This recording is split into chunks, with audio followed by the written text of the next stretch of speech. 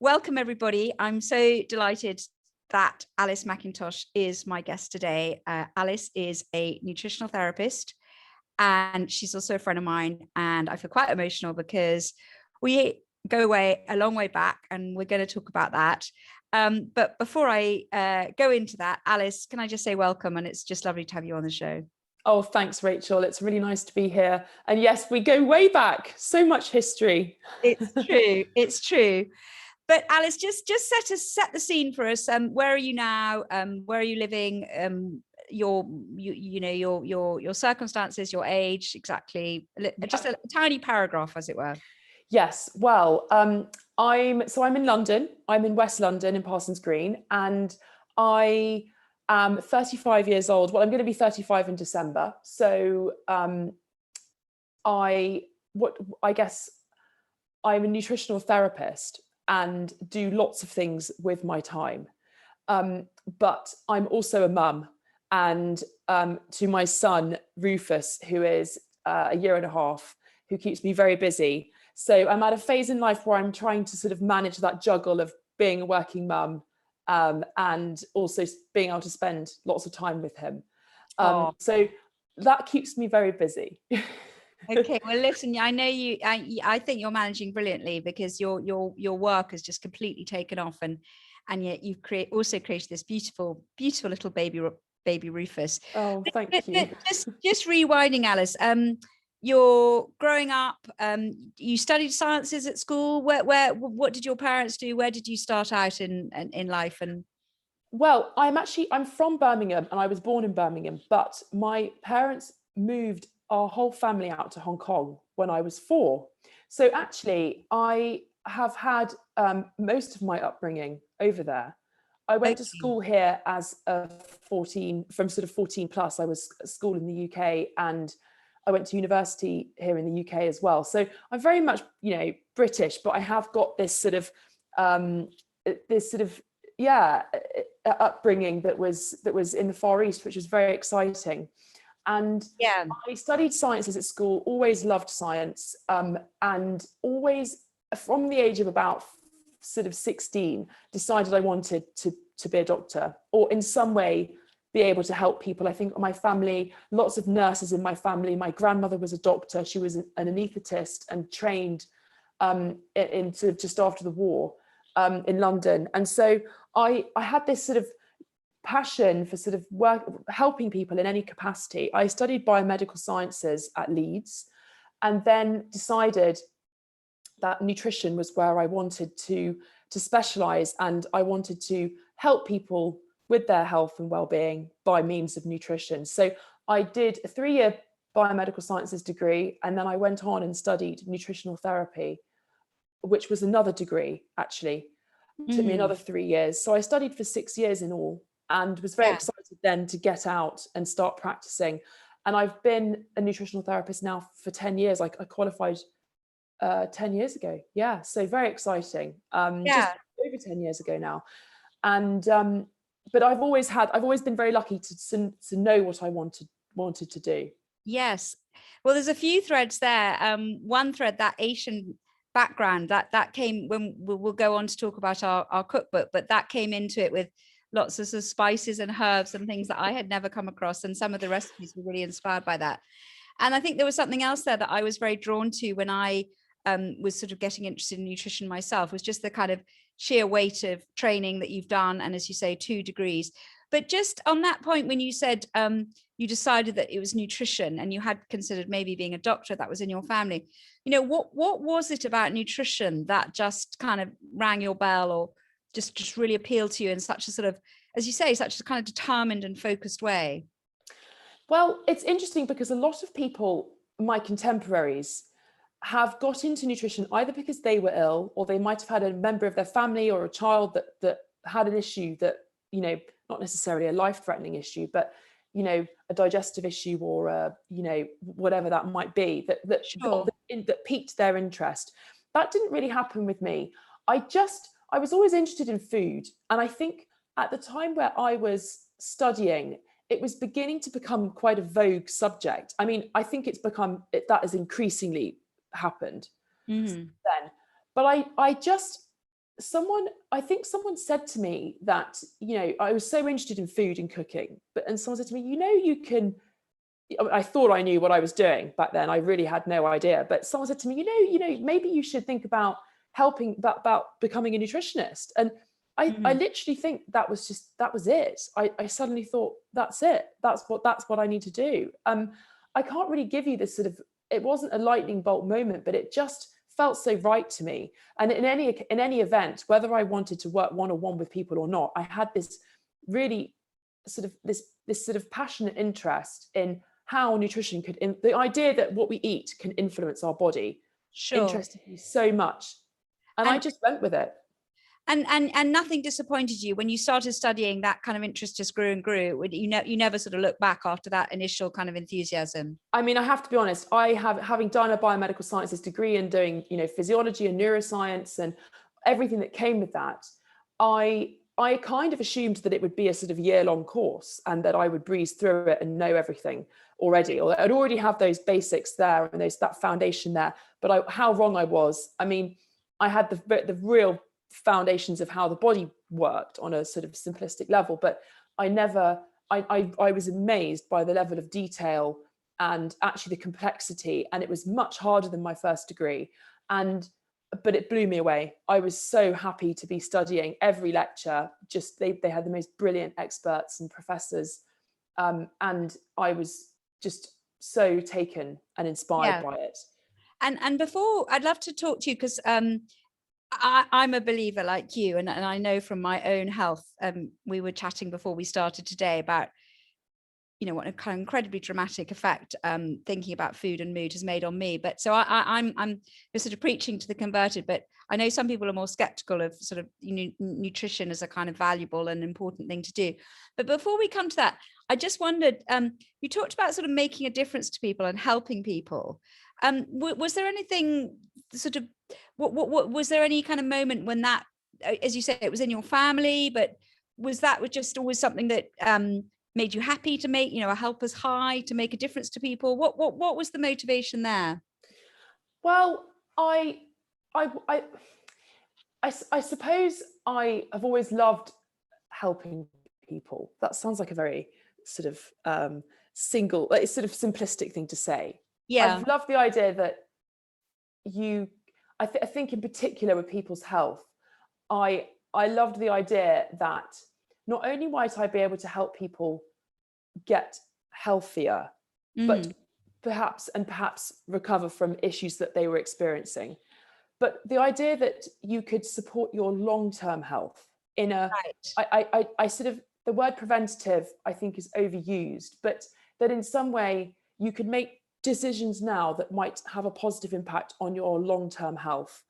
That's always was so interesting to me. And I also, my father died when I was 24. So I was actually studying nutrition at the time. And actually it meant I had to delay my degree a bit because it was a horrible situation. He had a brain tumor and unfortunately died. And I think it was whilst I was learning and doing all of my clinical training that happened. And it really solidified for me that not necessarily that I could stop people being in his position, but that I could help people in his position or people going through any sort of illness. I think we do, unfortunately, and this is everyone, we do take our health for granted. We don't think about our health until we lose it. And then when we do, if we do lose it, it becomes everything, nothing.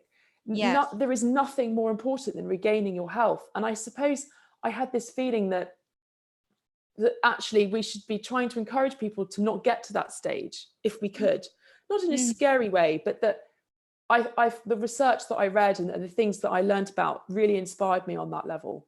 That's just so lovely.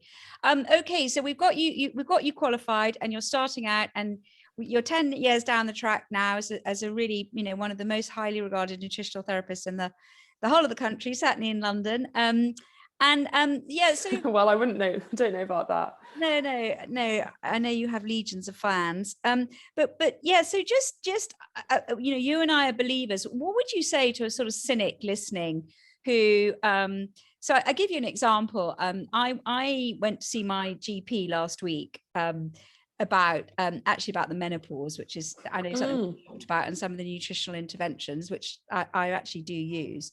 And I happened to mention to her turmeric, which is, I know, something that we've also talked about, and some of the studies around that and linking it to anti-inflammation and mood. And I said, well, did she have any thoughts? And she just poured buckets of cold water over the whole thing. She just said, well, I don't really go for nutritional research. And, we GPs are held to a high standard of pharmaceutical research, and it's a much higher standard. So, and I was thinking, gosh, this is so important to me, and it's a rather sort of slightly depressing in a way. So I wondered what would be your sort of riposte to sort of cynics or people who aren't really convinced of the sort of the importance and the power of nutrition? Well, I think that there's only so much you can do to convince people. You can lead a horse to water, but you can't make them drink. Sure. And I think that it's not our place to, people can have their own opinions. And if they don't want to believe in it, then sure. I don't tend to spend a huge amount of time trying to convince everyone, because I just, you can't. Very However, simple. I think that there is, in this country in particular, I mean, we know that more research is needed in the world of nutritional therapy. Well, I really like your approach. I think that's right. And I think there's something very important, which is that, in all sort of medical and scientific endeavor, things are dismissed till suddenly they're sort of accepted and proven. So, as you say, the most of the financing and the money goes into pharmaceutical research because you can sell things, whereas nutritional research hasn't had hitherto that same kind of really heavyweight investment. I think that's my own response to people who are rather sort of cynical about it. Yes. And I feel that cynicism is waning. That's, I think, another thing that even since you and I worked together, or I've been much more focused. So I'd say, the last 6-7 years, I feel that is beginning to shift, that it's becoming much more a mainstream thing. I don't know if those two sort of thoughts, but yeah, I really like your point. There's no point trying to persuade the whole world, though. Well, I think, there's no point trying to persuade the whole world, as you say, that we can't get the message across to everyone, and that's not a problem. We can all have our own opinions. I think you're right in that over certainly the last 10 years, people are becoming, and doctors, we only have to think about people like Dr. Rangan Chatterjee and other people who are making waves there and actually saying, right, yes, we know that there is more research that's needed in the world of nutrition. I mean, there's more research that's needed on basically everything. Let's, really, when in the world of science, there's research is ongoing all the time. But, we don't have to start making bold claims about nutrition curing us. And I think anyone that does that should be treated with cynicism. But there are some really simple things that are absolutely proven in science about the way our nutrition impacts our body. And so, though we wouldn't necessarily say, and thinking about your example with your doctor, nutrition will change your whole experience of the menopause. What we do know is that women can find when they're menopause that their energy levels change, and that they might suddenly find that they sleep worse, or that they might feel more anxious. And there are plenty of scientific studies about the impacts that nutrition can have on all of those things. I mean, simplistically, on our energy levels, we know that iron, it is so simple. And all GPs know about iron and iron deficiency and the impacts of eating more iron and how that impacts your energy level. So we know that there are links, and we know that those links are proven. I think to start getting, we can't make bold claims, and I think that's the problem. There are a lot of people out there who are doing that, and that is possibly one of the problems in this world. But Rachel, I know when we were researching the Happy Kitchen, we spoke to experts who said that scientific research that's done can take 18 years to actually reach a doctor's room, a GP's consultation. It's a big bag. Unfortunately, that may well be causing some of the effects with nutrition. I think doctors get a lot of are getting a lot of bad shtick actually for them for not being qualified enough in nutrition. And let's face it, doctors have enough on their plates. Yeah. I think just looking at what a GP faces in a day, it's understandable that they aren't able to also guide people on their nutrition. However, if you look at Rangan Chatterjee, what he found was that by supporting people's in the most simple way, their diet, basically eat more whole foods and less refined foods, talking about improving sleep and exercise, and I think rest and meditation is his other pillar that he talks about. Those things are not, they're sort of indisputable that they have an impact on our well-being. And I don't think, I suppose what I'm saying is we don't have to get really, really sort of into the nitty-gritty science. We can just talk about those simple things. Which could be life-changing. No, I think that's right. And I think that certainly in psychiatry, I think this new approach, which a lot of psychiatrists now going, which is it's not a narrow thing just about the brain. It's they talk about, I always get in a muddle, but it's the bio-psycho-social model. So it's your biology, it's your psychology, and it's your sort of social, i.e. sort of society, and it's all these things together that affect your mental health. And that, lifestyle, sleep, diet are absolutely part of that kind of way we're now looking at mental well-being. And they are a piece. Nobody should ever be claiming that they're the only thing. They are a piece of the puzzle. And as you say, that they are something. It makes good sense to be thinking about those things whilst doing the other things. And if I think we always said that with the book, didn't we, Rachel? People take medication and they need it, and that is life-changing and life-saving. But absolutely. Improving your diet is another thing you can do and feel empowered by doing. And the impacts of that can be very far-reaching. So maybe this is a good moment to sort of jump in about our story together. So yes, I was using lots of other approaches to sort of my mental well-being. I was using some of the mindful approaches. I was using some of the cognitive behavioral therapy approaches. I hope we're recording okay. You were doing something funny on the screen. Are you there? Yeah, I'm here. I can hear everything you're saying. Oh, marvelous. I think my screen was just playing up. Yeah, so I actually, this was a different GP, and she did have a different approach, and she was the one that wrote on this prescription pad 3 happy foods, and I'll never forget, oily fish, dark green leafy vegetables, and dark chocolate. And then it was interesting because actually I think I've rethought what I think now about GPs and nutritional training, which is that in the old days, I would have said, well, isn't it a scandal? They've only got 8 hours to sort of know about nutrition. But now we know it's such a vast field. And as you rightly said, I thought it was very wise and sensible. They can't do everything. They can't know about everything. And it's just such a huge field. And that was when she said, well, if you want to know more, find yourself a nutritionist or a nutritional therapist. And then I came across your work, and we got in touch, and we had a very happy collaboration.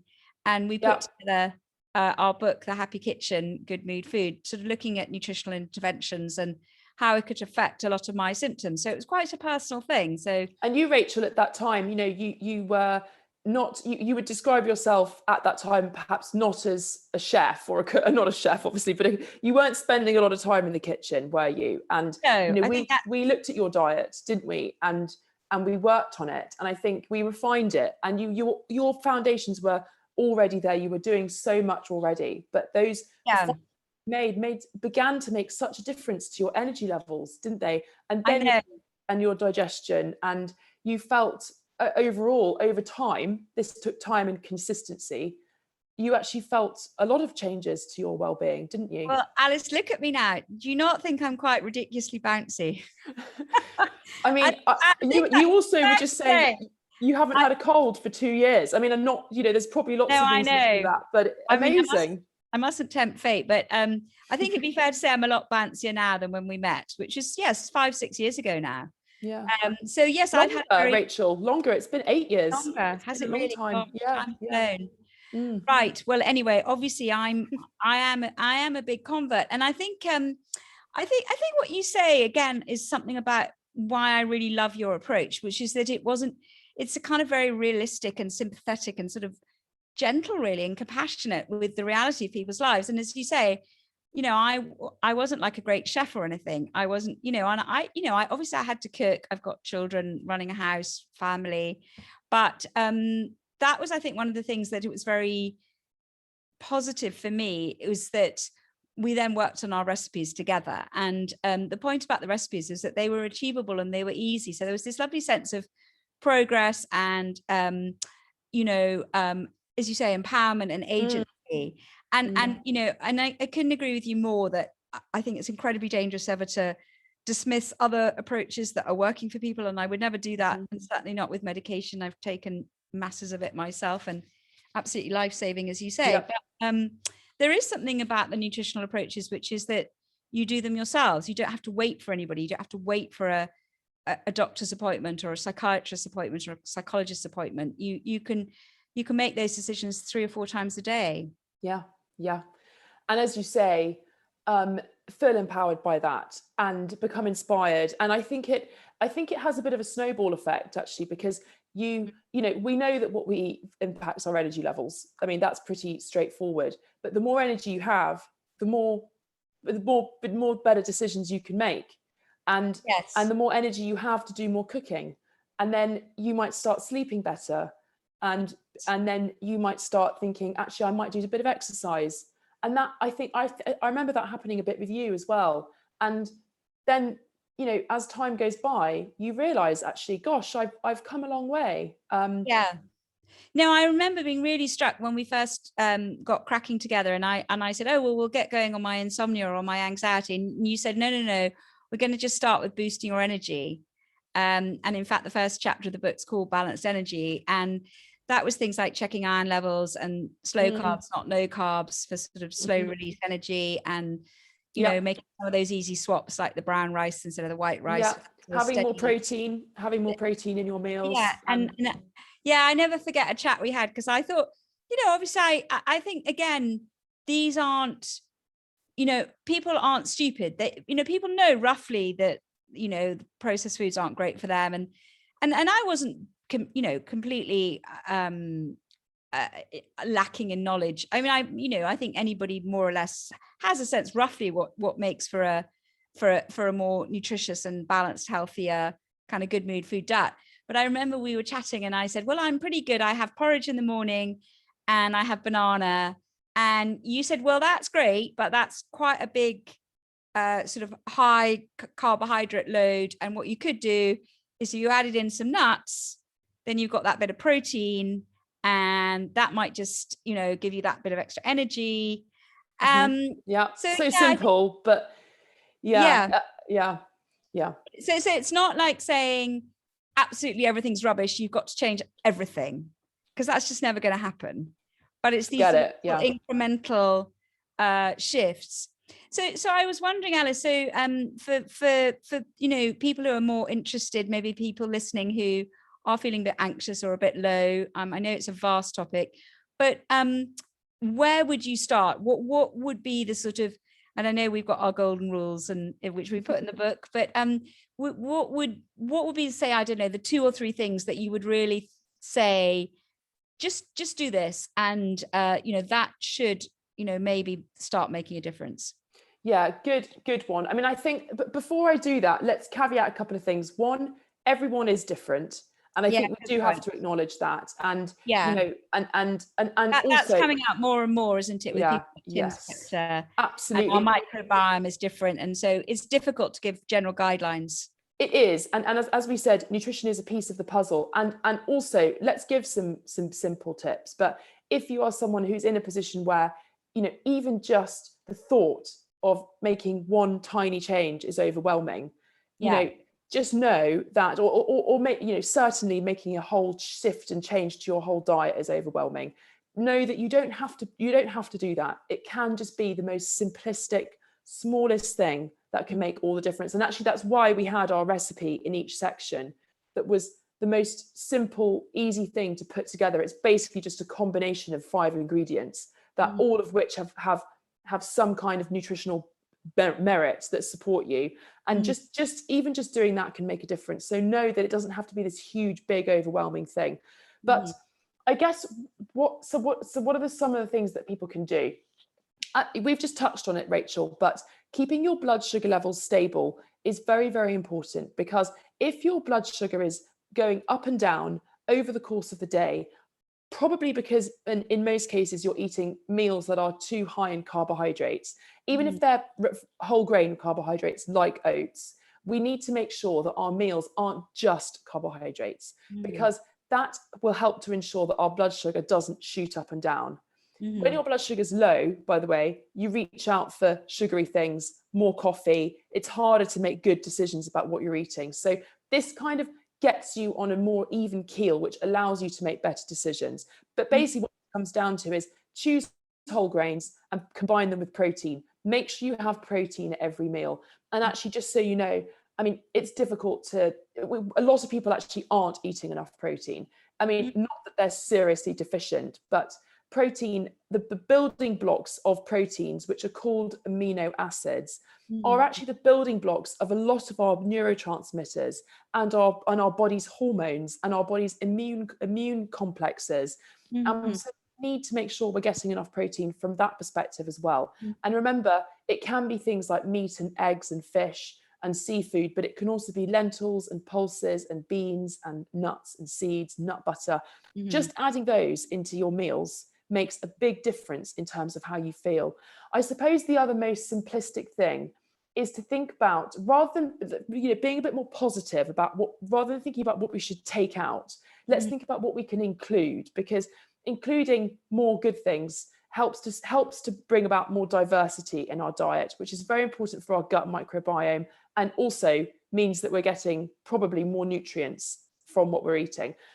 Try to think about having as many fresh, colourful, whole foods as possible. So rather than having foods that have been refined or that have been processed, think about having more grains in their most simplistic form: brown rice, quinoa, whole grain bread, whole grain pasta, or beans and pulses, or vegetables, or fruit, or nuts and seeds. Again, there's overlap here with the protein, but more fresh, colourful, vibrant whole foods. And the more of those that you can make, they should be the foundation of your diet. The more of those that you can get in, the more nutrients you should get, the more fibre you should get. And all of those things start to contribute towards better energy, but gut health, brain health. And I'm not saying it's going to happen. Psychological health. But your mood and your psychological health. And absolutely. So I love that. But just tell us a bit more, why are processed foods just such a no-no? I know we talked a bit about aspartame and additives, but I know all foods are chemicals. So why is it just, and our digestion breaks them down? What is it about processed foods which is just so bad for us? I mean, I think some of them, there might be things like trans fats in processed foods, which definitely aren't good for us. And actually there's been an association with trans fats and anger and more experience of aggression, interestingly. But and actually those types of fats can be more inflammatory to the body, which we know. Yeah, I misunderstood you. I thought there was an association of trans fats. I was thinking, where is this association? I say there's a link between trans fats and this kind of behavior, right? Sorry. A link. Sorry, there have been some research that shows that. Obviously, more research needed, but I think let's think about them not necessarily from what their harm.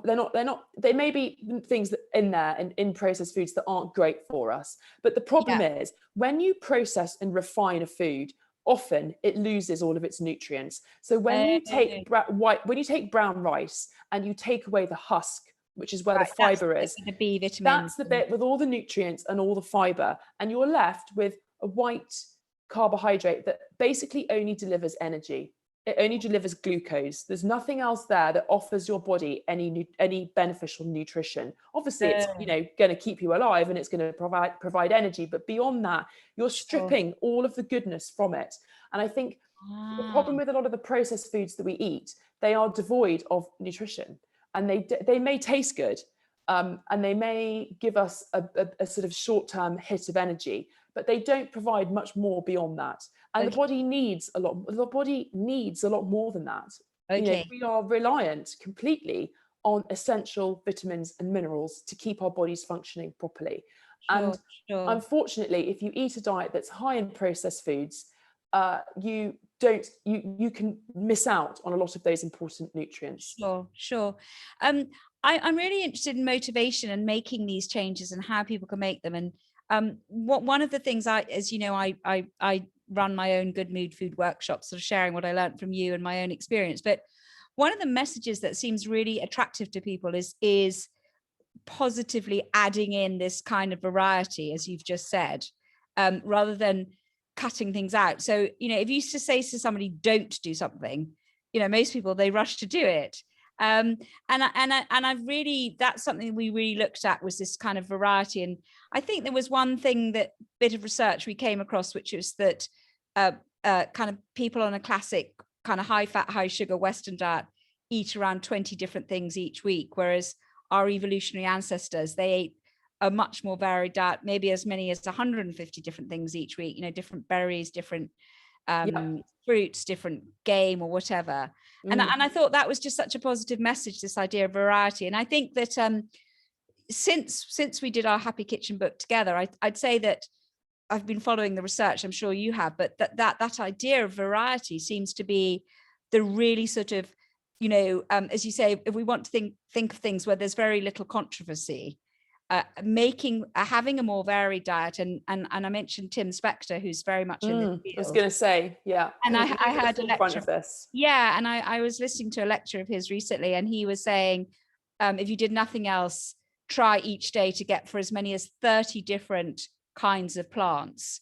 And that's something else as well, a slightly more plant-based diet. I know we've talked about proteins, so that you can get them from plants as well as from traditional, meat and fish and eggs. But yes, I don't know if you could just elaborate a bit more about that idea of variety.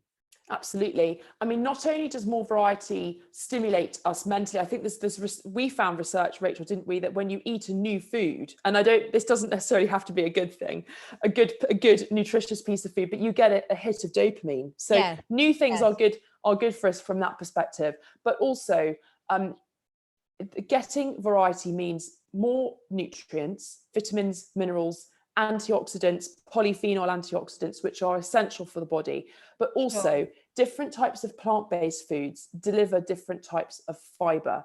And one of the things that Professor Tim Spector researches and advocates is that the more types of fiber we get, the more diverse our gut microbiome is.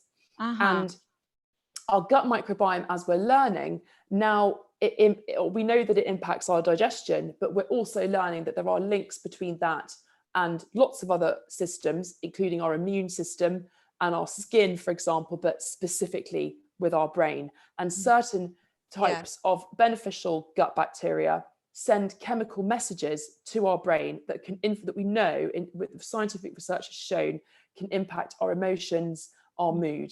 And that is, and apart from anything else, our gut bacteria also do manufacture some of our neurotransmitters. So 80% of serotonin is in the gut. That doesn't mean that it all goes from the gut to the brain. Actually, it doesn't, because a lot of the serotonin we have is actually quite short-lived and doesn't necessarily travel straight to the brain, and it doesn't pass through our blood-brain barrier either. But it can have an indirect impact on the way our brains synthesize serotonin and dopamine. So we know as well that our gut bacteria synthesize vitamins and minerals, and that they help us break our food down and extract our nutrients better. And there have been some amazing pieces of research. Some of it's done on mice, but increasingly there is more research being done on humans, that changing our gut microbiome and our balance of bacteria in the gut can have a big impact on our behavior, our mood, how we cope with stress, and our emotions. There was a piece of, and this is possibly why there is an increased diagnosis of IBS with psychiatric. Well, a better way of putting that is that there are a whole range of psychiatric disorders. IBS accompanies a lot of those. Right. And be that bipolar, schizophrenia, depression, or anything in between. So we know that our gut microbiome is linked with our emotions and our mood. Sure. May not be the only thing. In fact, it won't be the only thing, but it's certainly something to be thinking about. And this is where our nutrition can be so impactful, because different types of fiber have been shown to help improve our gut microbiome and to help it flourish. Brilliant. To the point where actually there's psychobiotics are being researched, specific strains of bacteria that you can take as probiotics, and the impact that might have on our mood. This is all in its infancy, and it's an area that I expect will develop significantly over the coming years. But it's such an interesting and compelling area. Yeah. I think we're going to see a lot of changes on the links between gut and our brain. And actually, Rachel, we know that the brain and the gut communicate, firstly with these cytokines and these chemicals that are released by our gut bacteria, but also by our vagus nerve, which links. And actually, I did a lot of there's an amazing neuroscientist called Dr. Tara Swart. I think you might know of her. Absolutely. And she is an incredible font of knowledge and on this. And she was talking about how our gut is lined with neurons. There are more neurons in the gut than there are in a cat's brain. weird, but but that our gut and our brain are linked by our vagus nerve, and that a less favorable gut environment, so fewer short chain fatty acids, not as much as of the good bacteria, potential inflammation, which can be caused, unfortunately, by some of the processed pro-inflammatory foods that we eat, can have an impact on our brain, because the vagus nerve doesn't just travel from the brain to the gut, it travels from the gut to the brain. So it's bidirectional.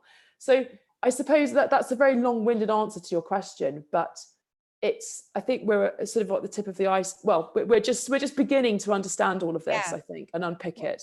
I don't think it's long-winded at all. I thought it was masterful, but maybe one should say mistressful. I'm not sure what the right gendered word is, but no, I'll take either. I think it's absolutely fascinating, and I mean, I've been thinking about it myself. It's almost like I'm not actually feeding myself. I'm actually feeding these bacteria, and I can almost think about nutrition like that. It's like, how can I make my bacteria nice and happy and cheerful? I'm actually literally feeding this microbiome.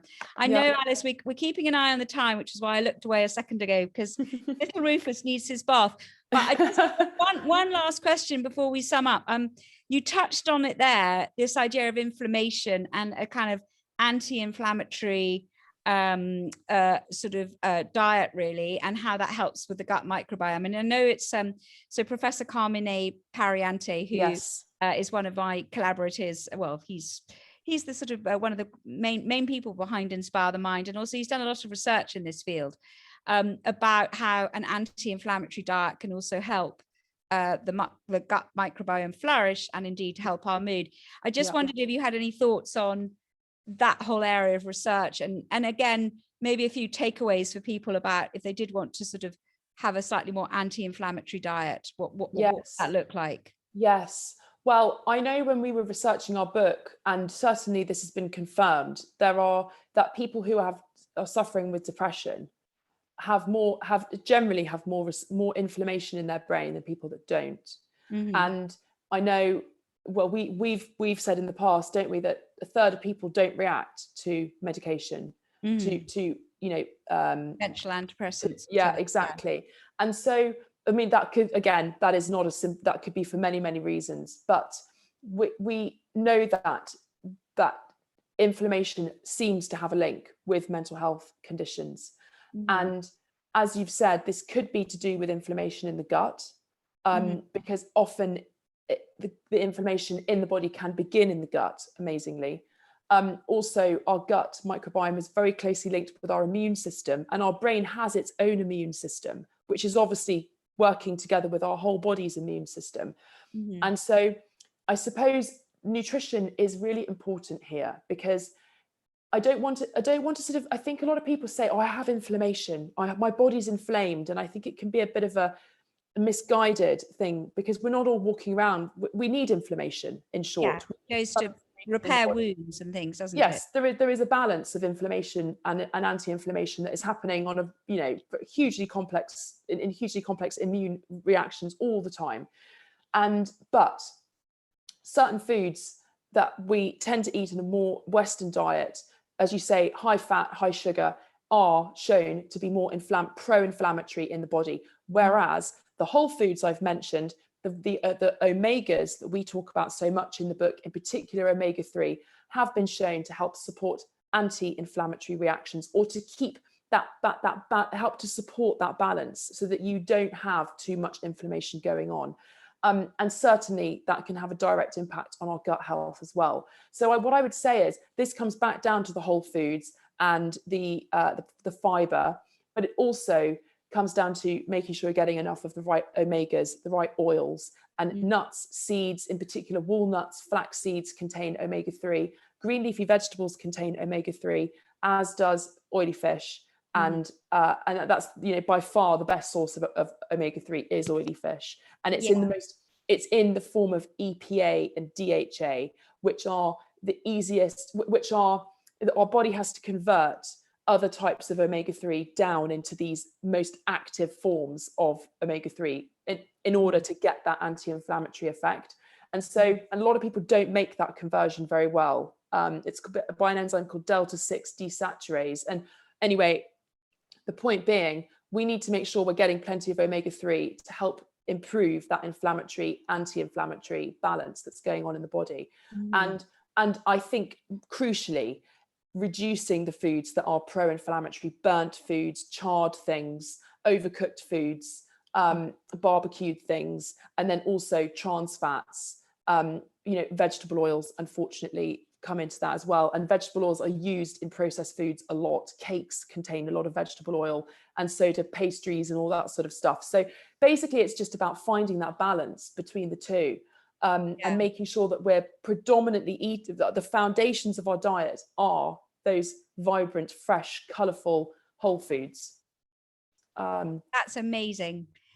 I think I'm going to have to listen to this several times myself, because you know, even though we've talked about this ourselves, but for you know, many years together, but it's just always so inspiring to hear about it again, and just, you know, where we've got to. There's quite a good acronym that I was working with a doctor who's a functional doctor, who's about sort of underlying causes as opposed to symptoms, and she uses the acronym CRAP, avoid crap. So carbonated drinks, refined sugars, aspartame and additives, and processed meats and processed foods. And she's very, very much on this anti-inflammatory approach, which I know is something that's also being very much looked at KCL. Yeah. Yes, absolutely. I mean, I think, you know, often what we end up saying as nutritionists, and what also doctors and GPs would say as well, and anyone really working in the healthcare profession, is eat a balanced diet. And I totally agree with that. And this is not just about balancing your diet, it's about balancing your lifestyle as well. You know, making sure that you're getting enough rest over overworking your body, making sure that you're spending time with your family and loved ones over spending too much time at your desk. You know, it's balance in every respect. But the problem with balance with your nutrition is everyone's version of balance is different. So a plant-based eater might be eating what they consider to be a really, really balanced diet, but actually they might be really missing out on B12 and choline, another very important nutrient for the brain, which often gets overlooked.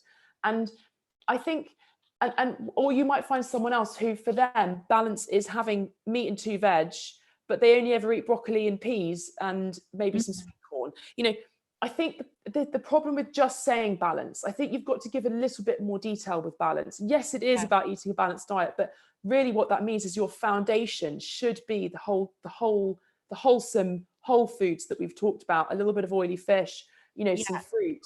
And then you have space for the alcohol, you know, at the top of the pyramid, and, you know, the sweets and the refined foods that you might eat every now and then. And let's face it, Rachel, as we know, it's so important food feeds the soul, and feeling good about what you're eating and loving food is so important when it comes to your mood.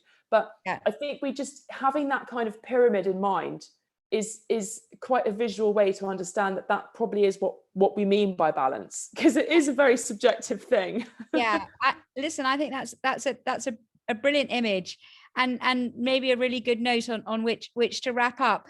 Alice, so it's called Inspire the Mind, this series that we do, and I always end with my guests just I don't know why I feel emotional, because I just feel Yeah, God, it's been great chatting to you. Yeah. Oh, So, thanks, what, Rachel. if you know, and it's a really tricky question, but you know, when you get up in the morning every day, what is there one thing that really inspires you, or you just hold to mind, or just really sort of gives you this kind of incredible drive and enthusiasm for what you do? What really inspires you? Oh, I mean, I think, all of the things I read, if I sit down and read like even just a new scientist, that always inspires me. I know there's a lot of stuff about the universe and physics, astrophysics, that I can't even begin to understand in there. But there's always stuff in there that totally inspires me about research that people are doing, and, where Sure. science is moving. I think that always gets me excited. But I think perhaps on a more personal level, that's always been the case. And that drives me to make good decisions with my nutrition. And I exercise, and I'm lucky to feel energetic and be able to be healthy and be able to do those things. But I think increasingly now I have my son, I'm inspired by women who manage to juggle work Oh, and their childcare. And my sisters inspire me on that level. And that's anyone, you lovely. Rachel, you had 5 children, and I don't know how you did it with having a Well, career.